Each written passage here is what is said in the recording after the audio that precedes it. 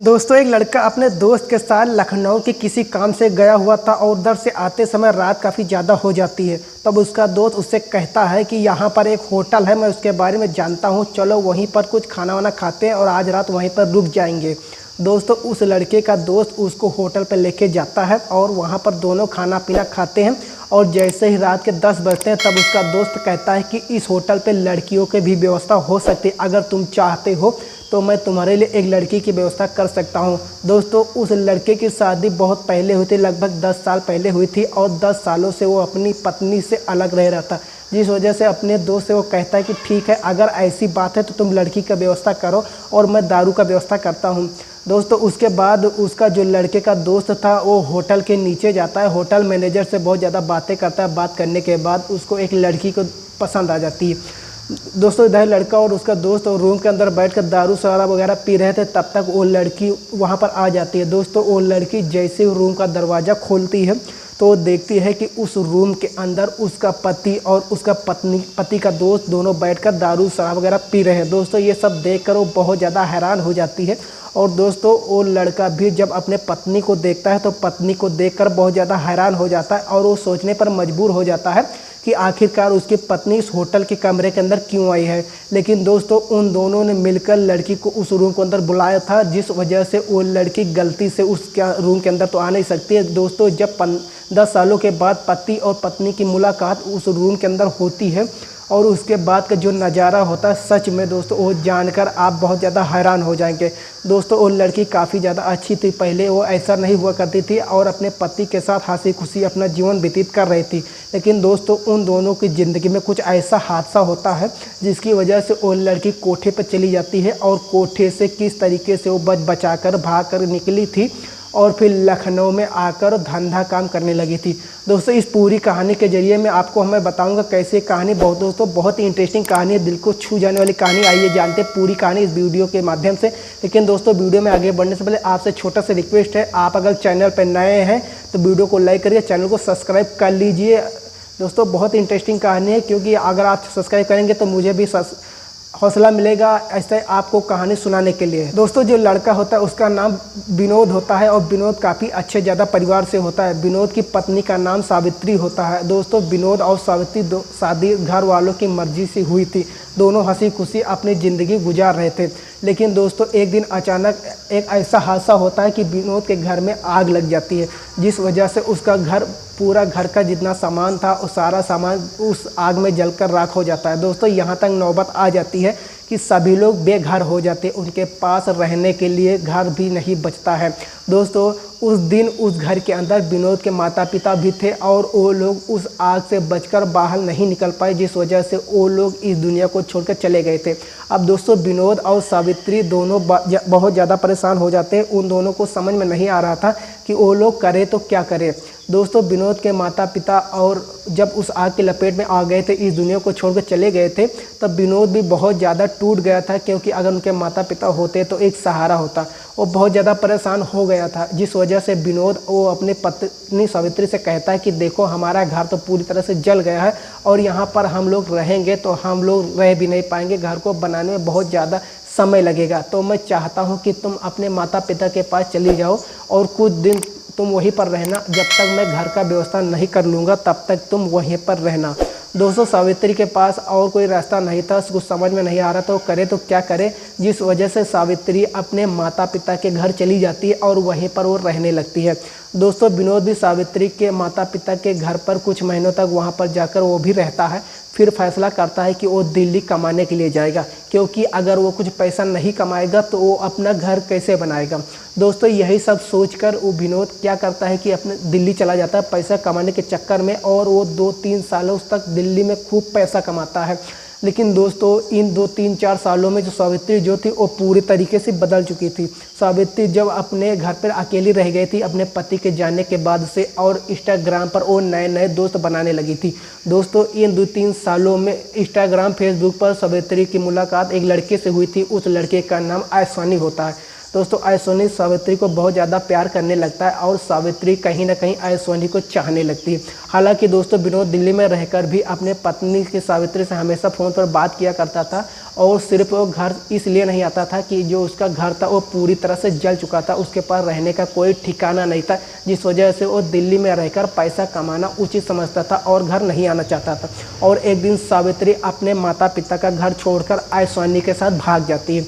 दोस्तों सावित्री जैसे ऐश्वर्या के साथ भागती है तो सावित्री के माता पिता फ़ोन करके विनोद को बता देते हैं कि सावित्री जो है किसी लड़के के साथ चली गई है। दोस्तों ये सब बात सुनकर विनोद जो है बहुत ज़्यादा परेशान हो जाता है, अपने पत्नी को ढूंढने की बहुत ज़्यादा कोशिश करता है, लेकिन दोस्तों फिर सोचता है कि मेरी पत्नी इतनी अच्छी होने के बाद अगर वो मुझे छोड़ के किसी के साथ चली गई है तो मैं अगर पुलिस में कंप्लेन करूंगा, उसको ढूंढने की कोशिश भी करूंगा तो वो दोबारा अगर मेरे पास आ भी जाएगी तो मेरे साथ और नहीं रहेगी, क्योंकि उसके मन में किसी और के लिए प्यार बस गया। दोस्तों यही सब सोच करके विनोद कोई कदम नहीं उठाता, अपनी पत्नी को ढूंढने की कोशिश नहीं करता है, लेकिन अपनी पत्नी की वजह से वो बहुत ज़्यादा दुखी रहने लगता है। दोस्तों दिल्ली में रहकर वो खूब मेहनत करता है, खूब पैसा कमाता है।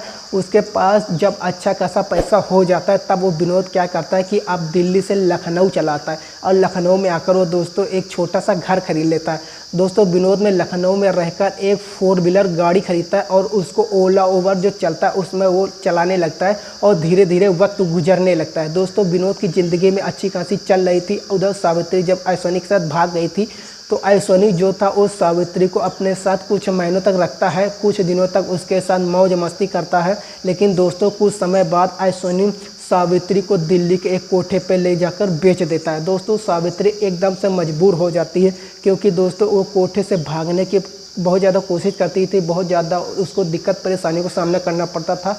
तो इसलिए जो कोठे की मालिकिन होती थी उसको बहुत ज़्यादा मारती थी, बहुत ज़्यादा प्रताड़ित करती थी, यहाँ तक कि सावित्री को 5-6 सालों से कोठे के बाहर निकालने की इजाज़त नहीं थी। वो 5-6 सालों से पूरी तरीके से कोठे के अंदर ही रहती थी।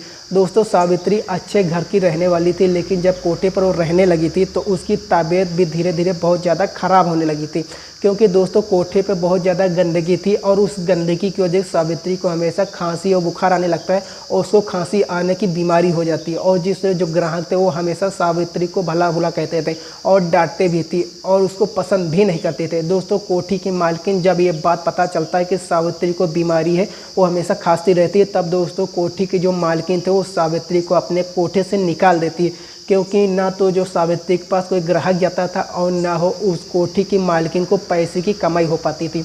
दोस्तों कोठी की मालकिन सावित्री तो वहाँ से भगा देती है और कहती है कि जाओ तुम जो भी करना हो अपने ज़िंदगी में करना, अब तुमको मैं यहाँ पर नहीं रख सकती। दोस्तों सावित्री को एक नई ज़िंदगी मिल जाती है और वो क्या करते हैं कि कुछ दिन दिल्ली में रुकती है और फिर वो लखनऊ चली जाती है। लखनऊ आकर वो अपना वो गुजारा करने लगती है, छोटा सा एक रेंट पर रूम लेती है। दोस्तों सावित्री अपने घर भी नहीं जा सकते थे, क्योंकि वो जानते थे कि अगर वो घर वालों के सामने जाएगी तो घर वाले कभी भी उसको एक्सेप्ट नहीं करेंगे, उसको अपने साथ नहीं रखेंगे। दोस्तों सावित्री को दूसरा कोई काम आता नहीं था, वो बस धंधा की थी वही जानती थी, जिस वजह की सावित्री 4-5 होटल पे जाकर बात करती है और कहती है कि अगर आप लोगों को किसी लड़की की ज़रूरत पड़ेगी तो आप लोग मुझे बताइएगा, मैं ज़्यादा पैसे भी नहीं लूँगी और मैं आ जाया करूँगी। दोस्तों सावित्री होटल वालों से बातचीत कर लेती है और बातचीत करने के बाद अपने घर चली जाती है। और कभी कभी ऐसा होता भी तो होटल वाले सावित्री को बुला लिया करते थे, जिससे सावित्री को कुछ पैसा भी मिल जाया करता था और सावित्री अपनी जीवन जो है व्यतीत कर रही थी बड़ी मुश्किलों से। तभी दोस्तों एक दिन सावित्री का जो पति था विनोद, वो अपने दोस्त के साथ लखनऊ से कहीं बाहर गया था और लखनऊ आते आते उसको बहुत ज़्यादा रात हो जाता है। दोस्तों विनोद और उसका दोस्त दोनों लोग एक होटल पे जाते हैं, वहाँ पर रात का खाना खाते हैं। खाना खाने के बाद जो विनोद का दोस्त होता है वो विनोद से कहता है कि इस होटल पे लड़कियों की व्यवस्था होती है, यहाँ पे लड़कियाँ भी मिल जाती है, अगर तुमको चाहो तो मैं होटल से मैनेजर की बात करके वो हमारे लिए लड़के की व्यवस्था कर सकता है। दोस्तों मैं आपको बता दूं कि विनोद और सावित्री को अलग हुए पूरे 10 साल गुजर चुके थे और इन 10 सालों में दोनों एक दूसरे से कभी भी नहीं मिले थे। दोस्तों उस दिन विनोद का दोस्त होटल के मैनेजर से बात करने के बाद एक लड़की को अपने होटल पे बुला लेता है और विनोद और उसका दोस्त दोनों होटल के कमरे के अंदर बैठकर दारू शराब वगैरह पी रहे थे और लड़की का इंतजार कर रहे थे। तब तक दोस्तों होता कुछ ऐसा है कि सावित्री जो थी वो होटल के अंदर आ जाती है और आने के बाद जब वो रूम का दरवाज़ा खटखटाती है तो वो देखती है कि उसका पति उसके आंखों के सामने बैठा होता है। दोस्तों ये सब देख कर सावित्री बहुत ज़्यादा परेशान हो जाती है। उसको कुछ भी समझ में नहीं आ रहा था कि वो करे तो क्या करे, और वो बहुत ज़्यादा घबरा जाती है और घबराने की वजह से वो अचानक से करती क्या कि होटल के रूम के अंदर दरवाज़ा बंद कर देती।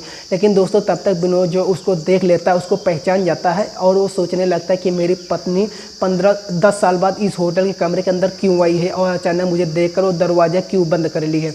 दोस्तों विनोद तुरंत उठकर जाता है, दरवाज़ा खोलता है तो देखता है कि सामने उसकी पत्नी सावित्री खड़ी हुई थी। दोस्तों सावित्री को रूम के अंदर वो बुलाता है, उसको बैठाता है और उससे पूछता है कि यहाँ पर तुम क्या कर रहे हो। दोस्तों सावित्री उसके बातों का जवाब नहीं दे पाती है क्योंकि वो वहाँ पर उन लोगों को खुश करने के लिए आई थी। वो भी जानते थे और ये बात विनोद और उसका दोस्त भी जानता था। लेकिन दोस्तों सावित्री को ये नहीं पता था कि आज कोई और नहीं बल्कि उसका पति वहाँ पर मिल जाएगा। लेकिन दोस्तों विनोद सब कुछ समझ जाता है और फिर सावित्री से कहता है कि तुम तो अपने प्रेमी के साथ चली गई थी, मुझे लगा कि तुम अपने प्रेमी के साथ बहुत खुश होगी, लेकिन आज तुम्हारी ये हालत कैसी हो गई है कि तुम्हें होटल के रूम के अंदर आना पड़ रहा है। दोस्तों विनोद इशारों में ही बात कर रहा था लेकिन सावित्री उसके बातों को समझ जाती है और उसके सामने उसको फूट कर दोस्तों रोने लगती है। दोस्तों सावित्री विनोद से कहती है कि आप ये मत पूछे कि मेरी ज़िंदगी में क्या क्या हुआ है, मेरी ज़िंदगी में वो हुआ है कि जो शायद मैंने कभी सोचा भी नहीं था। दोस्तों विनोद पूछता है कि बताओ मुझे तुम्हारी ज़िंदगी में क्या क्या हुआ है। तब दोस्तों सावित्री अपनी पूरी कहानी विनोद के सामने बयां कर देती है और कहती है कि मैं जब अपने प्रेमी के साथ अपने माता पिता के घर से भाग गई थी तो कुछ महीनों तक वो हमारे साथ अच्छे से रहा था, कुछ महीनों तक मुझे अपने साथ रखा, लेकिन जैसे कुछ महीने बीत गए तो वो हर रोज़ दारू शराब वगैरह पीकर आता था, मुझे मारता था, प्रताड़ित करता था, मुझे बहुत ज़्यादा परेशान करता था। जब मैं उसका विरोध करने लगी तो वो मुझे कोठे पर ले जाकर बेच दिया और मैं कोठे पर 9 से 10 साल तक रही और लेकिन कोठी की मालकिन मुझे वहाँ से निकाल दी क्योंकि मुझे बहुत ज़्यादा खांसी आता था। लोग समझते थे कि मुझे दामे की बीमारी है, इस वजह से मेरे साथ कोई संबंध नहीं बनाता था। तो कोठी की मालकिन वहाँ से मुझे धक्का मारकर निकाल दी और तभी से मैं लखनऊ आ गई और लखनऊ में आके रहती हूँ और यहीं पे कभी कभी मैं काम कर लिया करती हूँ जिससे मेरा खर्च निकल जाया करता है। दोस्तों विनोद जब ये सारी बातें सुनता है तो बहुत ज़्यादा भावुक हो जाता है, उसके पैरों तले से ज़मीन खिसक जाती है। दोस्तों विनोद सोच रहा था कि शायद उसकी पत्नी अपनी ज़िंदगी में खुश होगी, लेकिन उसकी ज़िंदगी इस कदर बर्बाद हो जाएगी विनोद को इस बात का बिल्कुल भी अंदाज़ा नहीं था। दोस्तों विनोद अपनी पत्नी को कुछ देर देखता रह जाता है, कुछ बोलता नहीं है। लेकिन दोस्तों विनोद के सामने उसकी पत्नी बहुत ज़्यादा रोई जा रही थी, इतना ज़्यादा कि वो चुप होने का नाम ही नहीं ले रही थी और वो बार बार हाथ जोड़ के विनोद से माफ़ी मांग रही थी।